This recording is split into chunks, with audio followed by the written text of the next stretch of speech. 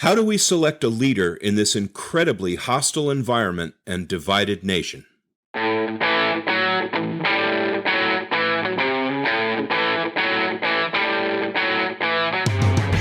Welcome to the Hub for Important Ideas. I'm Steve James. And I'm Ken Swain. In this episode, we continue our discussion about politics in America. We'd like to talk about other subjects, but this election dominates our thinking, and we need to follow up on our last podcast with Jack Moskow. And I don't know that this is our last one on politics, but anyway, it's just us this time, and we'll try to bring some fresh perspective to the subject that's been hammered lately. We won't talk about the horse race, who's ahead, who's raised the most money, blah, blah, blah, which seems to be the subject of most news reports. That's all the subject is. It's unbelievable. We're not going to talk about the Hunter Biden Ukraine emails nonsense. Either. Yeah, really. Well, Steve, when you asked me to jot down some thoughts on the upcoming election and the parlous state of humanity, as I like to call it, I didn't give the matter enough thought. It wasn't until later that I realized what that would entail. If I'm to be honest about it, I already feel like we're living in some sort of dystopian nightmare, don't you? Yeah, it's like a bad science fiction movie. It is. I'm like in a bad dream. I had premonitions of this pre-Trump, pre-COVID, and pre-Black Lives Matter protesting, but now most of the things contributing to those premonitions, things like climate change and unimaginable inequality of income, like we've talked about before, they seem to all have been trumped. Ugh. Sorry. Yeah. By those last three. Well, I hardly think you're alone in all these thoughts. Maybe not, but Steve, that's not even the worst of it. Oh yeah, it gets worse, right? Maybe. I feel like our country right now is like a powder keg with a lit fuse, and it's going to come down to Election Day in November. I don't know what might happen.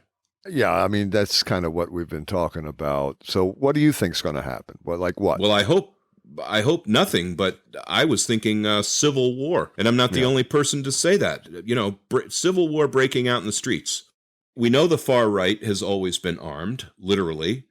And I'm sure through history there have been conservative presidents who have winked approvingly in their direction, although none in recent history as brazenly as now. You mean like stand down and stand by? Right. Stand by. What does that even mean? Nobody knows. I know you gun-toting vigilantes are out there and that you're among my supporters, and if things don't go our way, you might get your chance to demonstrate and shoot up businesses and shoot at unarmed citizens? Yeah, that's probably what it meant. And look, those types have always been out there, and they still are.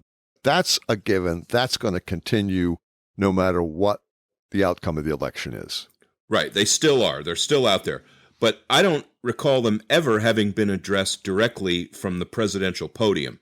No. I'm sure they always were from campaign stops, at least in pre-mass media days. I mean, if you were on a train and you're at a whistle stop in Wyoming, you were pretty safe in assuming that most everyone in the crowd was pro-gun. Right? Yeah, I think. And you could say very pro-gun stuff, and it would be in the newspaper within a day or two, if you can imagine. Yeah. The paper came out on Friday, and that's when you got the news. Yeah. But no big surprise. Yeah, no big surprise. Yeah, and I see where you're going because things have changed. Obviously, now you get an actual video. It's online within minutes.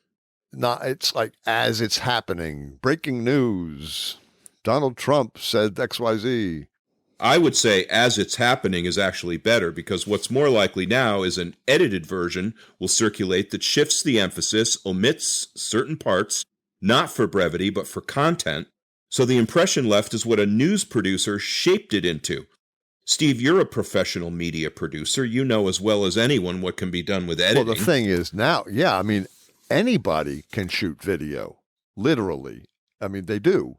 Kids, right? Everybody, yeah, and they are. And now the editing technology is coming into its own. So amateur editing is, it's prevalent. And so you're going to see, I think, some doctored videos that people are going to be scrambling to deny, and other people are going to look at it and go, well, the camera doesn't lie, but yes, it does. The editing does. So we've got that to contend with. Let's talk about the pre-election, okay? Okay.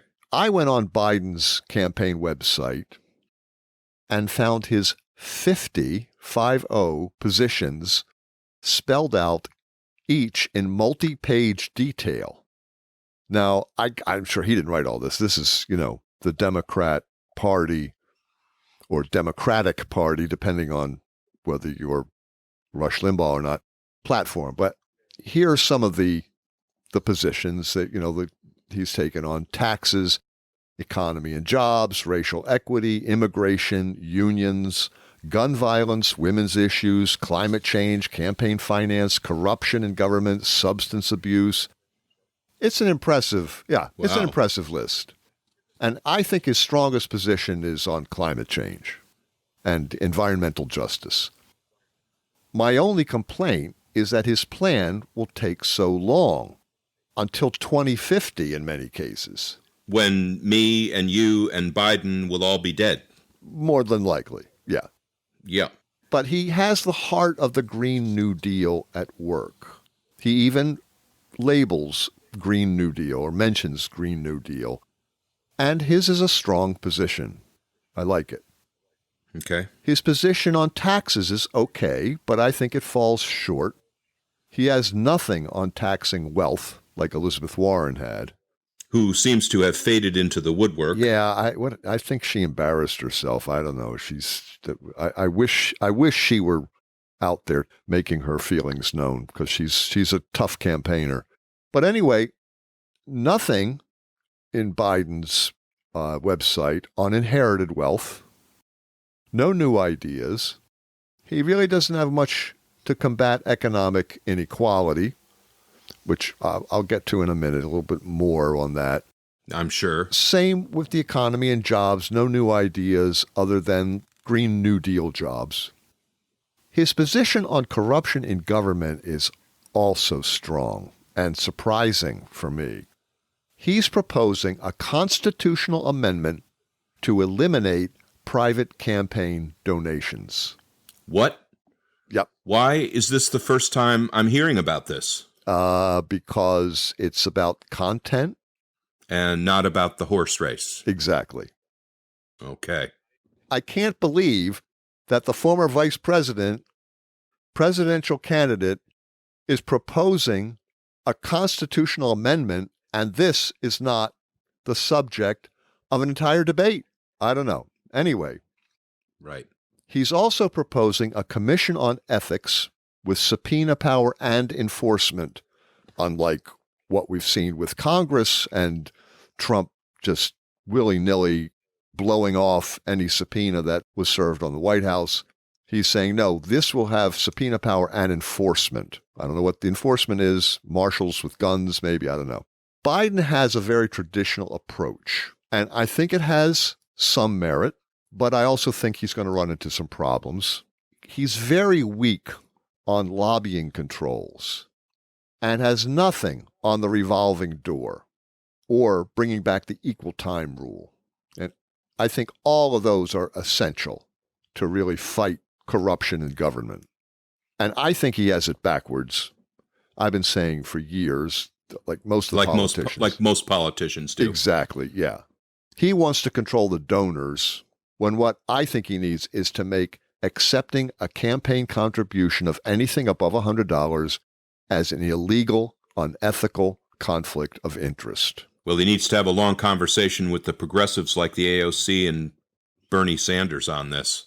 Yeah, I agree. I think that the idea of someone who is regulating an industry and accepts money from that industry, anyone who is awarding contracts to companies in an industry like defense contracts and then leaves their position in the Pentagon or leaves office and goes and works for that contractor. I think all of those things, anything that's a conflict of interest or the appearance of a conflict of interest, that has to be addressed.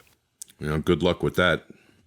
Yeah, well, he wants to do a constitutional amendment. I think that's what the amendment should be, the conflict of interest amendment. But I've been saying this for decades. Yep. Anyway, there's nothing in Biden's website about war. Steve, war is a Chi issue. Right. Yeah, Chi, if anyone missed it, Chi is contemporary heroism initiative that you and I and some other gentlemen began in New York City a number of years ago, and war was one of the key issues. Still is. It still is. The U.S. has been at war for 19 years. 3 presidential terms have been taken up, not counting the Gulf War in the 90s. Biden has supposedly said that he favors withdrawing some troops from the Middle East, but it's not a position I could find on his campaign website. Interesting. Yeah. Withdrawing troops and ending wars are 2 different things anyway. The words war and peace do not come up. Similarly, there's nothing about military spending, either increasing it or decreasing it, the way Sanders had come out and called for a 10% cut in military spending. Nothing on that anywhere. And not debate questions or in the agenda. Right. While we're on the subject of the debate, as I heard that my friend Beverly had proposed after that first debate that they need to turn the microphones off. I think when the other guy's trying to they should have turned the microphones and the lights off. Well, yeah, because that's probably what it's going to come down to this time. There'll be wild gesturing that'll distract. But I guess they've adopted her idea, and they're going to mute the microphone of the other guy so that you can get your 2-minute thing said. I think that's interesting, probably a good idea, but I don't know if it's lost on people that, that's affecting the debate in a very tangible way. And people have to decide if they want to have a guy that's constantly talking over the other guy and notice that and see it as, a bad thing possibly. But okay, we're going to do it this way. That's good.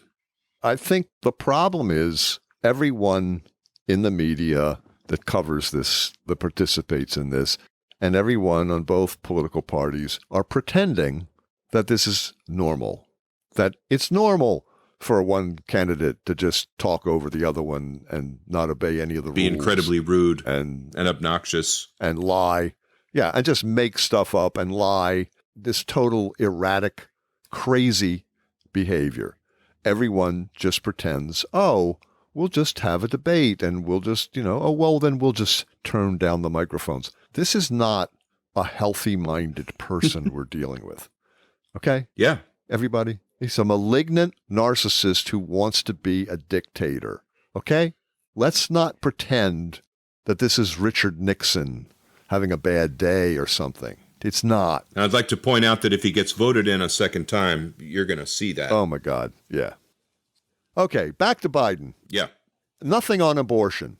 Now, it may have been buried in the women's issues section. I didn't read everything. There was like thousands of words in this, website. But well, Steve, I'd like to point one thing out, and that is that the left, ever since we've got Roe v. Wade, the left doesn't think there's a problem relating to abortion because abortions are legal, and that's fine. The people who have a problem with abortions are people on the right who don't agree with Roe v. Wade and would like to undo it, or whatever the position would be. Well, in my humble opinion, the left is dead wrong. Look, I consider it cowardly on Biden's part, okay? Okay. On the Democrats' part. Abortion is one of the most complex and divisive issues in America and needs to be addressed head on, period. Okay. You tell it. Now, look, Roe v. Wade is thought by everyone to be, it's when the Supreme Court said abortions are legal. If you look at Roe v. Wade, it's a brilliant compromise between 2 widely held positions, and it needs to be explained, defended, and brought to both sides of the argument as the only reasonable answer. You can't all just assume Roe v. Wade is a done deal, or they're going to repeal or overturn Roe v. Wade. Roe v. Wade is the only answer to the question of abortion in America, as long as you've got 2 sides that are diametrically opposed with 2 positions that cannot be addressed by the other. if you believe abortion is murder, there's nothing on the other side can say, oh, we're pro-murder. Right. You're pro-murder. Wait a minute. Or, well, I think a woman has a right to make decisions about her own body. No, she doesn't. Really? And what decisions about a man's body does a man not have? Can you imagine if women were demanding that men have vasectomies and you had to go and have a vasectomy? It's like, what part of these two positions will find common ground? There's no common ground on murder. Right. Right? It just isn't. But you can make a compromise, which is what the Supreme Court, in its brilliance, came up with. But everyone is treating Roe v. Wade like it's something other than what it is. It's a compromise between these two positions where you can abort a fetus that cannot live independently of the mother. But once it becomes viable enough to be independent, then it's a person. Then it's a person. You can't abort it. And somewhere in that second trimester is where that occurs. This idea that you're a person at conception is really, you can make that case, but it's not accurate. This idea that God magically infuses this zygote with an immortal soul, that's a fantasy. So what the Supreme Court has done, I think, is made a brilliant compromise. But you got to take that position. You got to stand up and say, I'm pro-abortion, but I'm pro-Roe v. Wade and the way Roe v. Wade addresses the issue.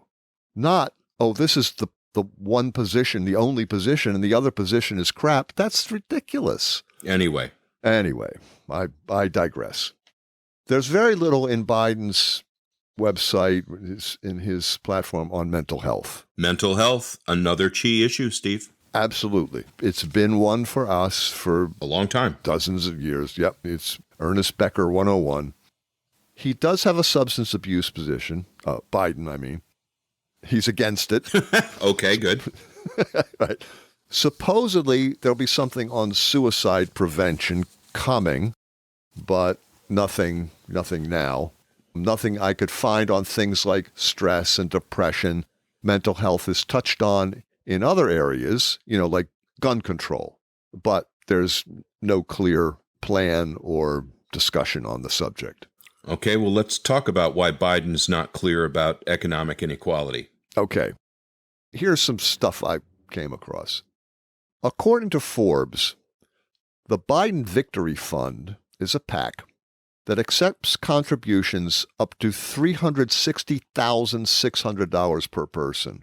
Now, for those of you who have not been paying attention, there is a cap on what an individual can donate to a campaign. And I forget what it is. So it's like a couple $1,000. But you can donate whatever you want to a PAC, which is what's going on. And these other super PACs that favor Biden, they have contributors making 6- and 7-figure donations.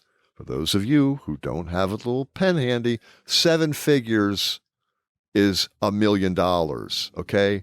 They're contributing millions. So, for example, the Unite the Country PAC is spending $12.1 million on pro-Biden TV ads. Right. So Forbes makes it very plain. Bernie Sanders said his campaign returned the one billionaire spouse's donation it received and took no others. Joe Biden, on the other hand, has received support from 94 billionaires, most of them Silicon Valley and Wall Street, those are his big ones. He's received support from 2 fossil fuel execs, but his campaign returned their money. Why no fossil fuels? Well, I guess it looked bad considering his position on climate change. So, and he had enough money to turn back whatever the chump change they were donating. Okay. Donald Trump has received support from 90 billionaires as of May 18th. Biden and Trump's super PACs are battling it out. America First versus Priorities America. That's funny. Yeah. Sounded like, yeah, right. America Priorities First, America. Priorities America. Yeah. Who thinks up these names? So if you're wondering why Biden is weak on economic inequality, and in my opinion, war, maybe it has to do with the source of his support. Maybe his billionaire, i.e. oligarch supporters would not be lavishing millions on him if he had taken position similar to Sanders and Warren's. Maybe. Well, maybe someone should ask him sometime. That's a good one. Yes, maybe they should. So, meanwhile, according to CNN, the International Monetary Fund is predicting a long and uneven recovery from the pandemic, but some banks are still winning big. Investment banking giant Goldman Sachs. This is my announcer voice. Goldman Sachs reported huge third-quarter gains, nearly doubling its profits to $3.6 billion. J.P. Morgan Chase and BlackRock also had big quarters. Goldman Sachs and J.P. Morgan Chase, these are the same guys that put the world economic system almost out of business in 2008. Yeah. Isn't that right? Yeah. Same guys? Yeah. Okay. Yeah. It's good they're doing good. Yeah. And the ones that the Obama-Biden administration never prosecuted. Yep. Not back in the bicycle seat. Back in the saddle. And you hate to connect those dots, but here we are. What is it? How many years? 12 years later. And now they're supporting Joe Biden. Surprise. What a surprise. None of them did the perp walk. I know. Here's $1 million campaign contribution. Thank you, Joe. I've been a little hard on Biden, but as I've said to my daughter on occasion, when you find the perfect candidate, let me know, and I'll be sure to vote for her or him. Okay. I'm done picking on Biden. Let's talk about Trump's campaign. I can hardly wait. Yeah. I went on Trump's campaign website, www, this is great, securewinred.com, to see his positions. Now, we've talked a lot about Trump's personality disorder, and a lot of people's concerns with Trump are tied directly to his malignant narcissism, which we believe poses a danger to the country and the world. But I wanted to just put that aside for a minute and talk about his platform. Okay, Steve, let's talk about his platform. Okay, Ken. Well, as I'm sure you know, there was no platform on his website or anywhere else. Excellent. Yeah. Excellent. No. So, no issues, no positions, only ways to donate money to his campaign. Interesting. Right. So now the Vote Smart website says, quote, Donald Trump has failed to provide voters with positions on key issues covered by the 2020 political courage test. I'm not sure what that is. Me neither. Despite repeated requests from Vote Smart and voters like you. Wikipedia says, quote, the political positions of United States President Donald Trump, parentheses, sometimes referred to as Trumpism, have frequently changed. No duh. Yeah, that is like the driest explanation of why they're not bothering to put together a Trump platform. I mean, why even bother? Right. I saw one website that tried to do that. They just listed all the things that Trump, just bullet after bullet. Trump said this, and Trump said that, and Trump said this, and Trump said that. And they just all contradict each other. Nice. On issue after issue. It's like, oh my God, it was hilarious. Well, because Trump changes his position so often, you can usually find a statement or remark of his that you agree with most of the time, like troop reductions. Right. Now, Brookings expresses the opinion the Republican Party platform is l'état, c'est moi. Pardon my French pronunciation. Oh, that was fine, It's French. It was good. Okay. Translated as, I am the state, or I am the nation. A quote originally attributed to French King Louis XIV in 1655. Others say Trump's platform is whatever the leader says, or, quote, the cult of the leader. I like that one. This is a cult. I mean, Yeah. The cult of the leader. Call it what it is. And so, and people are calling these early signs of American fascism. Right. So I heard this very interesting interview with Jason Stanley. He's a professor at Yale, and he's the author of How Fascism Works. And he was on WBAI, And the interview said the Republican National Convention speeches in 2020 are reminiscent of Nazi Germany. Sounds familiar. Doesn't it, though? Who does it sound like? Kind of like what, sounds like what Jack Moscow was talking about. Doesn't it? Yep. So Trump is described in these speeches as protecting America and the world from lawless, dangerous elements. Yikes. Which is exactly what the Nazis were saying back in the 30s. They're protecting the world from these horrible communists and these gays and these Jews and the Roma, protecting the Aryan race from being diluted by mongrels. It's basically the same stuff. So for Trump and his party, there's us and them. Mm-hmm. You're either a friend or an enemy. So when they talk about, well, they're anti-science. Well, yeah, science is neutral. Right. It's not political, and neutral science has no place in their scheme. If a scientist disagrees with Trump, they're the enemy. If they agree with Trump, they're the friend. As simple as that. And this is his narcissism at work, but it's also, this is a way of governing, which is autocratic, which is fascistic. That's what's at work. So this Professor Stanley, he talks about the pillars of fascism, which he describes as an ideology of power. And I like that phrase. Yeah. He talks about having a mythic past, propaganda, anti-intellectualism, unreality, hierarchy, victimhood, law and order, Sodom and Gomorrah. Work shall make you free. These are the pillars of what he considers pillars of fascism. Loyalty to Trump is the only guide. So how do these pillars of fascism relate to Trump? Well, let's go down the list. All right. Go ahead. How about a mythic past? Make America great again. Okay. Propaganda. Fox News, talk radio, thousands of lies, claims to have built the strongest economy in the, quote, all caps, history of the world. Okay. Anti-intellectualism. Anti-science, ignorance of history, outlandish personal attacks on his rivals in debates and media interviews, and especially, on top of all of them, Twitter. Right. His home base. Yeah. Unreality. Again, anti-fact and anti-truth. For example, since February, I looked this up, the president has declared at least 38 times that COVID-19 is either going to vanish or is currently vanishing.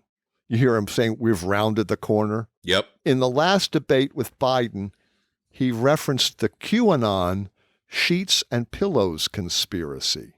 Now, most people didn't understand it at the time because Trump sometimes speaks in what one analyst called, quote, an indecipherable code of far-right fever swamps. Isn't that a great picture? I've heard that referred to also as dog whistles. He does, yeah. You know, dog whistles are, humans can't hear them, but dogs can. Right, yeah. Yes, the left couldn't make sense of the pillows and sheets reference because it referenced a conspiracy theory that they don't know about. Or they dismissed it months ago. Right. Anyway, right. Okay, go on. Okay, victimhood. This is a good one. And this has to do with narcissism. Trump has tweeted the phrase presidential harassment, again, I looked this up, 37 times in the last 2 years. In March 2019, he tweeted that he had faced, quote, the most vicious and corrupt mainstream media that any president has ever had to endure, which of course is nonsense. In July 2020, Trump asserted that he was the victim of, quote, political persecution or prosecution, one of those, by the U.S. Supreme Court after he lost his tax returns case. So if he loses... Which is just the tax returns thing is just a normal thing that every president has always done. Yeah, and they're just going by the law, right? Yeah. But if he loses, he's a victim. Right. Next. Okay, what about law and order? Well, in his 2015 speech, when he announced his candidacy, on the road, the elevator, yep, he referred to immigrants from Mexico and and people from South American countries as rapists and murderers. And since then, Trump claims to be, quote, protecting our history. This is from his website, I believe. Standing up for our flag and defending us from, all caps, radical socialism. Dun, dun, dun. Trump and Pence have mentioned law and order on the stump more than 90 times this year, including 7 from Trump in the first presidential debate. And then he even tweeted while he was hospitalized with COVID-19, all caps, law and order, vote. And he said things like, if I don't win, which he's tweeting, right, America's suburbs will be, all caps, overrun with low-income projects, anarchists, agitators, looters, and of course, quote, friendly protesters. And this whole law and order thing is, originally from Richard Nixon. Yeah, that's standard fear practices 101. Yeah. In an election year. Yeah. Hierarchy. Well, remember in episode 17 or 18, we talked about hierarchy as an aspect of narcissism? Yeah. I can't say all autocrats are narcissists any more than I can say all narcissists want to be autocrats. But in my mind, the two are joined at the hip. Narcissists have been shown to like hierarchy because they want the opportunity to be at the top of the group, nation, or world they find themselves in. And now Trump has actually achieved it, the narcissist's dream. He's at the apex of humanity, the most powerful and potentially most dangerous man in the world. Right. Yeah, amazing, isn't it? Yep. But he doesn't have the full authoritarian power of a Putin or Kim or Xi. However, he could have that power. He has to declare martial law because of a rigged election or there's violence in the streets or whatever, seize control of the government, dissolve Congress, and become a dictator like the men he so admires. And who's to say that won't happen? Well, let's hope cooler heads prevail. Let's hope. Okay, work will set you free. This is a good one. So, what is most important to Americans and Trump? It's the economy. Trump's message is go back to work, go back to school, even if it means getting the virus. And if you become infected, you'll be like Trump. You'll get it. You'll get over it. You'll be immune. Herd immunity will be achieved, and everything will go back to normal. Otherwise, we will destroy the economy, which is our greatest strength as a nation. And at the same time, he's saying, reject the socialists who are trying to destroy the economy. They don't respect your hard work, but work frees you from their elitist trap. Oh, great. And 2 million people will die getting to herd immunity, if that's even possible. But the survivors will be free to not wear masks. Right. Right. Last one. Sodom and Gomorrah. Yeah, I like the way Dr. Stanley put it in his interview on Democracy Now! He said, the real values come from the heartland. The people in the city are decadent. Doesn't that sound like Hitler and Trump? And yeah. Remember what Trump said about... I think people really do think that. I think there are people who think that. Sarah Palin was one of them. Yep. Anyway, remember what Trump said about Baltimore, New York, about Democrat cities. Yep. I mean, it was all, it's all like that. Then you have QAnon, and they're spreading this conspiracy theory, all these theories about Democrats, and millions of QAnon followers believe this stuff, that a high-ranking anonymous government official called Q is providing top-secret information in internet posts about a cannibalistic, satanic cabal of deep state actors who are engaged in a child trafficking ring that Trump has been chosen to dismantle. Unbelievable. They make Sodom and Gomorrah. They make Sodom and Gomorrah look tame by comparison. It's just incredible, but they've got millions of people who believe this. So you're right. They make Sodom and Gomorrah look tame. So in his first public comment on the subject, Trump said, I heard that these are people that love our country, so I don't know really anything about it other than they supposedly like me. Wow.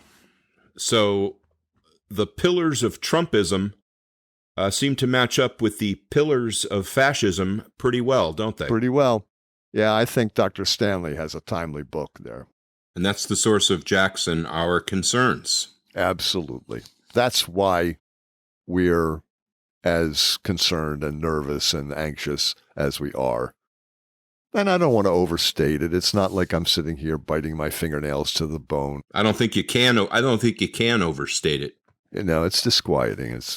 It just is. Okay. So now let's get to the question. Why did people vote for Trump in 2016? Okay. In my opinion, number one is racism. Okay. And I think Jack Moscow was saying, and I'm guessing about 25% voted for Trump because of his racist views and dog whistle messages. That's just a guess. But remember, some Trump voters voted for Obama in the previous presidential elections, so not all Trump's votes were racist. Right. So that's why I'm saying it's like, I don't know the percentage. I don't think anyone has actually done the percentage, done a study, but I'm saying about like a quarter of his votes are specifically racist. Okay. I mean, we're all Americans are white supremacists to some degree or other, Yep. all white Americans anyway. So it's, but they're voting for racist reasons. Number two, and I think this is crucial, abortion. Yeah. Democrats have never addressed the issue in its entirety. They're just like the Republicans. They both espouse one side of the issue and don't discuss the other. And many voters see voting for anti-abortion candidates as a religious obligation. I agree. And like we have talked about before, when you gave the two lists of left issues and right issues, abortion shows up as one of the first 3 or 4 right issues, and it doesn't even show up on the left list anywhere. And I think that's because for the left, certainly not in the top 10. For the left, the abortion thing is settled and decided with Roe v. Wade, and they think it's just completely been put to bed. It's a done deal. And the right does not share that view. No, if you see abortion as murder, which I don't, but I can understand how people do. I can too. And if they see abortion as murder, then you don't equivocate. You don't say, oh, a woman has a right to commit murder. Right.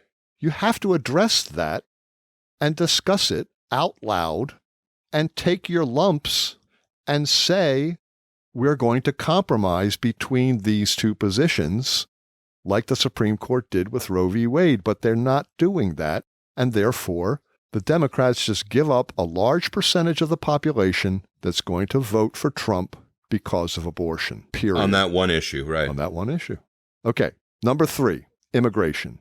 Xenophobia towards Muslims, Mexicans, non-white countries, and that's all tied back to racism. Yep. Anti-elitism. Now, this is tricky. Trump is a New York millionaire, not a billionaire, but New York millionaire, born to wealth, never worked a day in his life except as an executive, but he was always an outsider. He was never part of the New York elite. And in a weird way, I think Trump understood, either rationally or intuitively, that he could appeal to working class middle Americans. And part of it was his anti-correctness. Yeah. And we've said it before, extreme political correctness is insulting to millions of Americans with a contrary opinion. I agree. Look, Trump either attacks or ignores political correctness, which appeals to a lot of people. The working class was abandoned by the Democrats and Republicans decades ago. The people who work with their hands, which is, I think, I don't know what the statistics are, but it's the majority of people. It's a lot. A lot. The people who work with their hands were not represented in the White House of Obama, Bush, or Clinton. These presidents, they were folksy at times, but they were elitist in their cabinets of Ivy Leaguers and policies that favored Wall Street, Silicon Valley supporters, corporate CEOs, where their money came from, where their support came from. And look, in my opinion, I'm probably quoting somebody I can't name, but a meritocracy is not a democracy. Well, that's true. Not in their pure forms. As we've discussed before, they have allegedly existed simultaneously, at least in theory. Right. But at some point, you have to have in your cabinet someone who has worked with their hands, right, does not have a PhD from Harvard or the Wharton School, or has never amassed a fortune of $1 billion in their portfolio. Right. At some point, you've got to have a person who will speak for the working person. Right. And who will look at your policy and say, this harms working people. Right. And if you're Bill Clinton and you're appointing Robert Reich as your Secretary of Labor, and I love Robert Reich. I do too. But Robert Reich, he's one of the elite. Now, I'm not saying he is elitist. Right. In his presentation. He's not.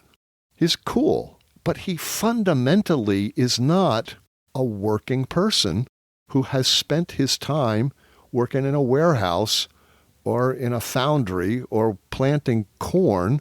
These people have every bit as much right to be in the government making policy as anybody else. Yeah. And to say, well, we want the best and the brightest.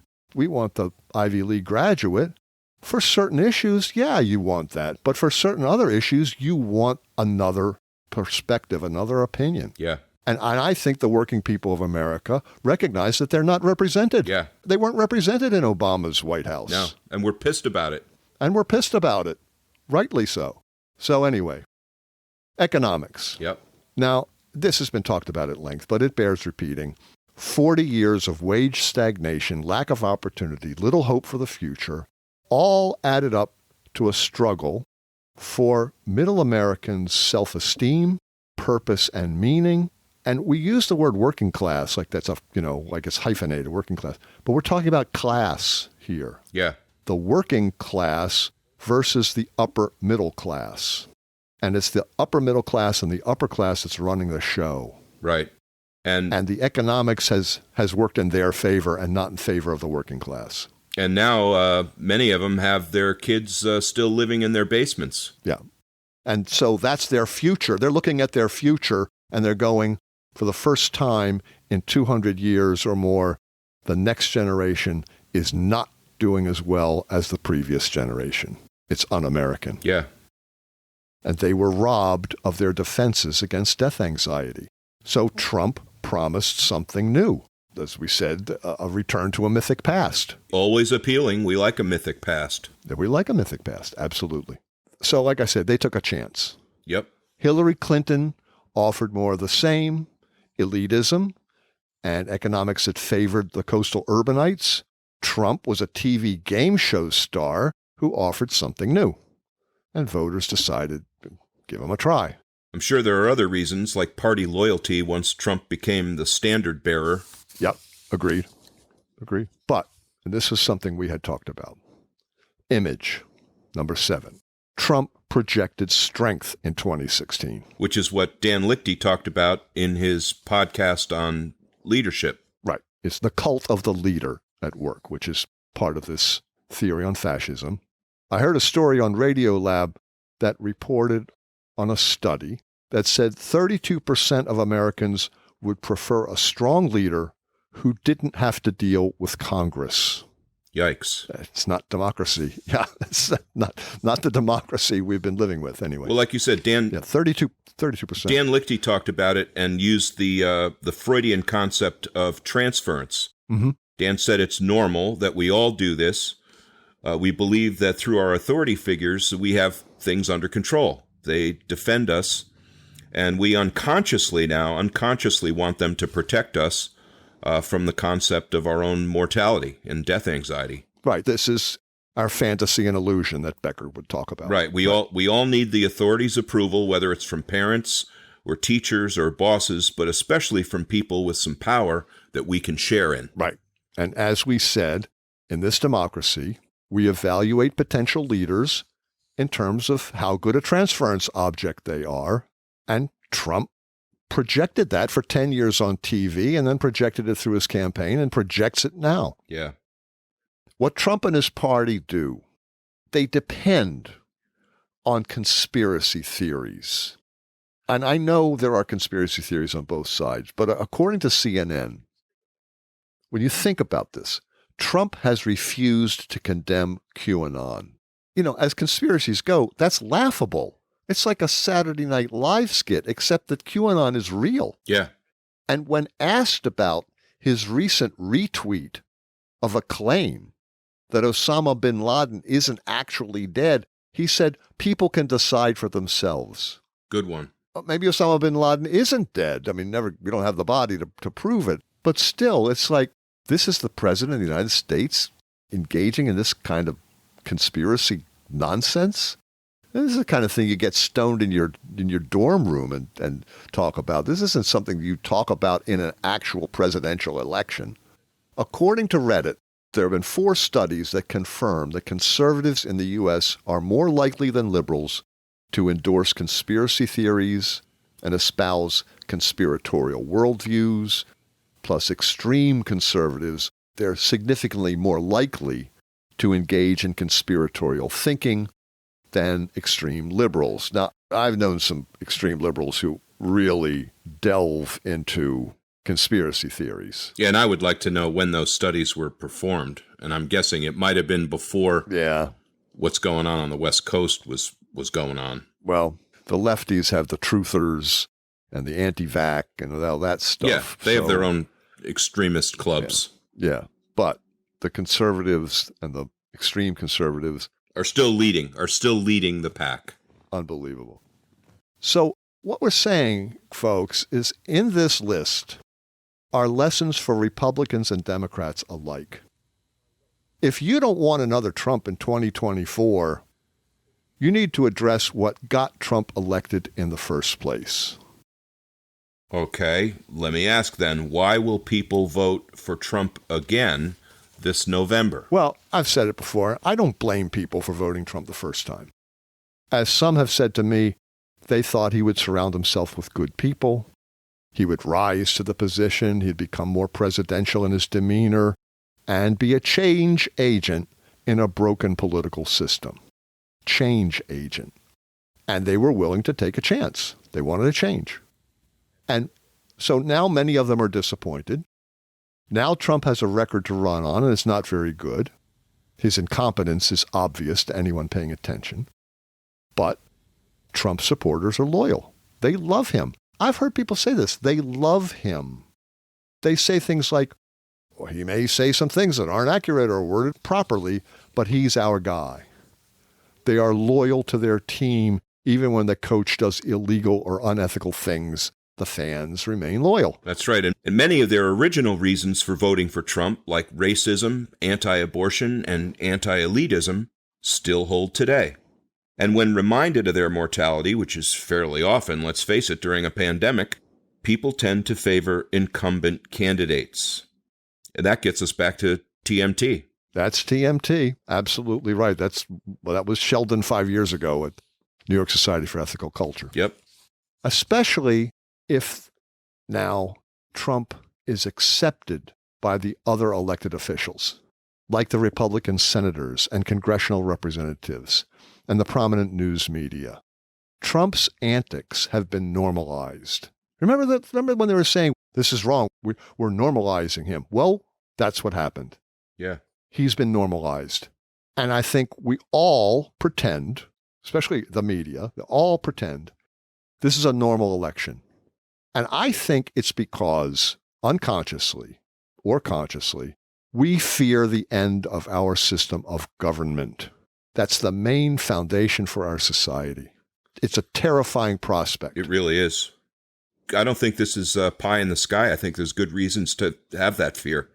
And not to forget that the whole thing is a primary defense against death anxiety. Absolutely. Yeah, the prospect of 32% saying they're willing to forego Congress. They just want a strong leader who doesn't have to answer to Congress. Well, when that becomes 51%, that could very well be the end of democracy for us. Yep. Could be a radical change in our social order. That's a terrifying prospect. You are then exposing yourself to the dread of death because your defenses are being chipped away at or just disintegrating in front of you. And it might not all happen in an eye blink. It might take years. But when you see it coming, the fear is very real. Yes, I think that's very true. This is all very, very complicated, isn't it? Yes, it is. Well, these are important ideas. That's what we are about. So I pulled this quote. As a North Carolina Republican named Josh said earlier this year, if Joe Biden drops out and the DNC runs a tomato can, I will vote for the tomato can because I believe the tomato can will do less harm than our current president. Where's Andy Warhol when we need him? Yeah, exactly. Steve, a lot of disturbing and important ideas. Yes, they are. Well, everybody join us next time. Like us on Facebook. Please recommend us to your friends. You can find us at www.thehubforimportantideas.com. And support us on Patreon at www.patreon.com/thehubimportantideas. We are 100% listener supported. Thank you for listening to The Hub for Important Ideas. I'm Steve James. And I'm Ken Swain. Stay safe, everybody. Stay well.